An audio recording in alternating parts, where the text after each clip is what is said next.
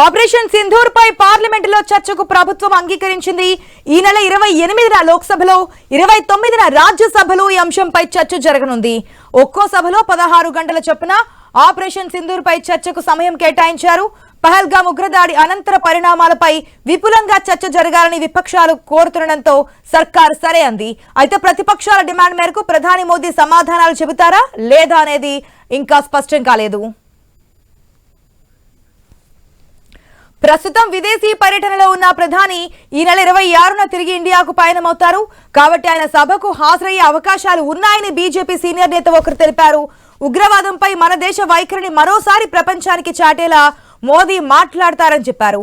Operation Sindoor పై చర్చ జరిగేటప్పుడు ప్రధాని సభలోనే ఉండాలని తాము పట్టుబట్టగా ప్రభుత్వం ఓకే చెప్పిందని రాజ్యసభలో కాంగ్రెస్ పక్ష ఉపనేత ప్రమోద్ తివారీ వెల్లడించారు.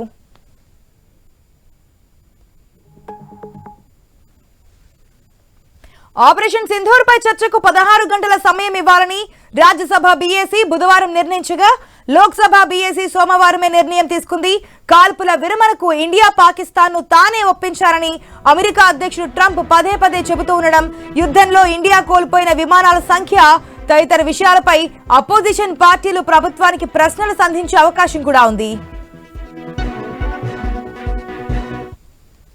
రైట్, మనం చూస్తున్నాం పార్లమెంట్ వర్షాకాల సమావేశాలు స్టార్ట్ అయినప్పటి నుంచి కూడా వాడి వేడిగత జరుగుతుంది. ఒకటి బీహార్ ఎలక్షన్ సంబంధించి, ఓటర్ లిస్టు సంబంధించి, అదేవిధంగా ఆపరేషన్ సింధూర్ సంబంధించి పార్లమెంట్ లో చర్చ జరగాల్సిందే అంటూ కూడా విపక్షాలు పట్టుబడుతున్నటువంటి నేపథ్యంలో 28, 29 ఈ 2 తేదీల్లో కూడా లోక్సభలో రాజ్యసభలో ఈ అంశంపై చర్చ జరపడానికి సిద్ధమవుతున్నట్టు తెలుస్తోంది. పూర్తి అప్డేట్స్ మా ఇన్పుట్ ఎడిటర్ శ్రీకాంత్ ద్వారా అడిగి తెలుసుకుందాం. Right, good morning Srikanth. మొత్తానికి పార్లమెంట్ లో ఆపరేషన్ సింధూర్ సంబంధించి చర్చ చేపట్టడానికి ముందుకెళ్తున్నట్టు తెలుస్తుంది, లోక్సభలో రాజ్యసభలో కూడా. కానీ ప్రధాని సమాధానాలు చెప్తారా చెప్పరా అనేది ఒక ప్రశ్న అయితే కొనసాగుతోంది. ఏ విధంగా చూడొచ్చంటారు? Asha, good morning. పహల్గామ్ ఉగ్రదాడికి ప్రతీకారంగా ఆపరేషన్ సింధూర్ భారత్ నిర్వహించింది. సో ఉగ్ర స్థావరాలను మట్టుబెట్టడానికి భారత్ చేపట్టినటువంటి ఆపరేషన్ సింధూర్ సక్సెస్ అయింది. అయితే ఇప్పుడు దీని మీద పార్లమెంట్ లో చర్చించాలంటూ కూడా ప్రతిపక్షాలు పట్టుబట్టినాయి. దీంతో ఈ నెల 28 ఆ తర్వాత 29 రోజుల్లో ఇటు లోక్సభలో రాజ్యసభలో చర్చించడానికి కేంద్రం ఒప్పుకుంది. సో మొత్తానికైతే ఒక ముహూర్తం ఖరారని చెప్పాలి. చాలా రోజుల నుంచి విపక్షాలు కూడా పట్టుబడుతున్నాయి. సో ఉగ్రదాడితో ఉన్నటువంటి ఈ పరిణామాలపైన సమగ్రంగా చర్చ జరగాలంటూ కూడా, తాము అడిగినటువంటి అన్ని ప్రశ్నలకు ప్రధాని మోదీ సమాధానం చెప్పాలంటూ కూడా ప్రతిపక్షాలు చాలా రోజుల నుంచి డిమాండ్ చేస్తున్నాయి. అయితే ప్రస్తుతానికి ఇందాక మీరు చెప్పినట్టు మోడీ విదేశీ పర్యటనలో ఉన్నారు. సో 26న మోడీ తిరిగి భారత్ రానున్నారు.